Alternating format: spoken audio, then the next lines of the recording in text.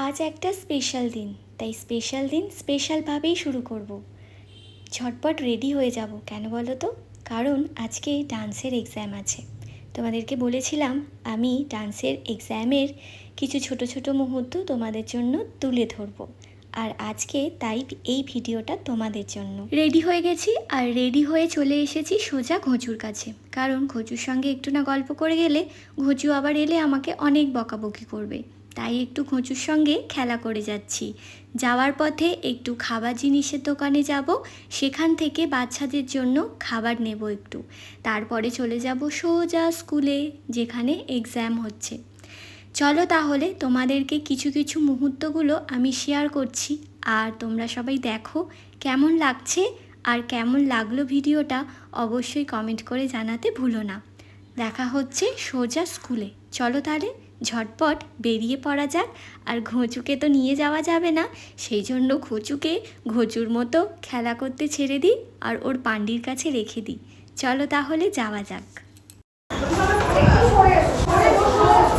চলে এলাম স্কুলে, আর এখানে সব স্টুডেন্টের এক্সামের আগে কিছু নিয়ম আছে, সেইগুলো তারা করে নিচ্ছে। এখানে এক্সাম করানো হচ্ছে কারা কারা অ্যাবসেন্ট নয়, তারপরে শুরু হবে এক্সাম। আর এদেরকে দেখো, কিউট ছোট্ট ছোট্ট বেবি।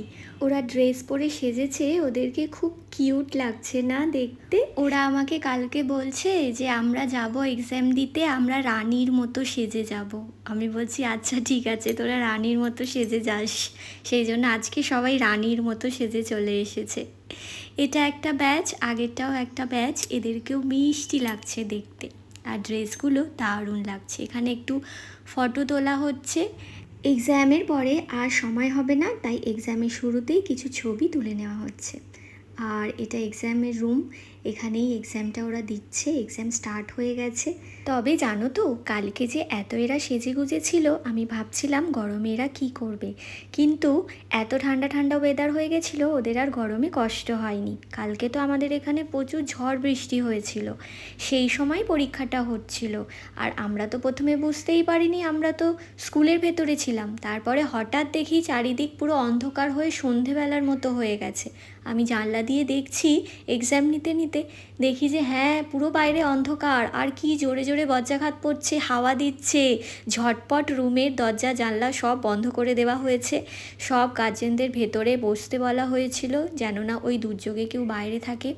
তারপর আমাদের এক্সাম শেষ হলো প্রায় 5টা। এক্সাম হলের ভেতরে সব কিছু ভিডিও করা সম্ভব হয়নি, তাই বাইরে একটু দেখাচ্ছি তোমাদের বাইরের পরিবেশটা। এটা এক্সাম শেষ হওয়ার পরে এরা সবাই এক্সাম দিয়ে দিয়েছে অলরেডি। আমরা সবাই একসাথেই বাড়ি যাব, একটু ওয়েট করছি গাড়ি আসার জন্য।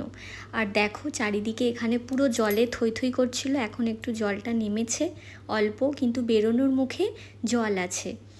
এখানে কিছু ওরা ছবি তুলছে, নিজেরা সেলফি তুলছে। তারপরে বেরিয়ে পড়লাম। টোটো এসে গেছে, আমরা টোটো করে বাড়ির দিকে রওনা দিচ্ছি। কিন্তু এতটাই বাইরে অন্ধকার, সেই জন্য টোটোর মধ্যেও অন্ধকার লাগছে। কি ওদের মুখগুলো পরিষ্কার দেখা যাচ্ছে না, ফোনে টর্চ জ্বালার পর ওদের মুখগুলো এবার দেখা যাচ্ছে। ওদেরকে জিজ্ঞাসা করছিলাম ওদের পরীক্ষা কেমন হলো। ওরা বলছে আমাদের সব এনার্জি চলে গেছে। এই নিয়ে একটু হাসাহাসি, একটু মজা করছিলাম। আর এরা আমাদের বাড়ির পাশ দিয়েই যাবে, সেই জন্য এদের সাথেই বাড়ি চলে যাচ্ছি। সব মিলিয়ে আমার কালকের দিনটা অনেক মজা করে কেটেছে, আর অনেক আনন্দ করেছি এদের সঙ্গে। সব মিলিয়ে কালকের দিনটা অনেক ভালো কেটেছে, অনেক হ্যাপি হয়ে গেছি। এবার বাড়ি ফেরার পালা। চলো বাড়িতে গিয়ে দেখা হচ্ছে। বাড়িতে চলে এসেছি, আর বাড়িতে এসে ঘুঁচু আমার কোল থেকে শুধু নেমে যাচ্ছে। বলছে তোমার কাছে থাকবো না, কারণ তুমি এতক্ষণ চলে গেছিলে, তাই ওর রাগ হয়েছে। ওকে কি করে বোঝাই বলো। তারপর আমি একটু ঠান্ডা ঠান্ডা আমদই খেয়ে নিলাম, বেশ ভালো লাগছে গরমে। আজ তাহলে টাটা, বাই। দেখা হচ্ছে অন্য আর একটা ভিডিও নিয়ে। তোমরা সবাই ভালো থেকো, বাই।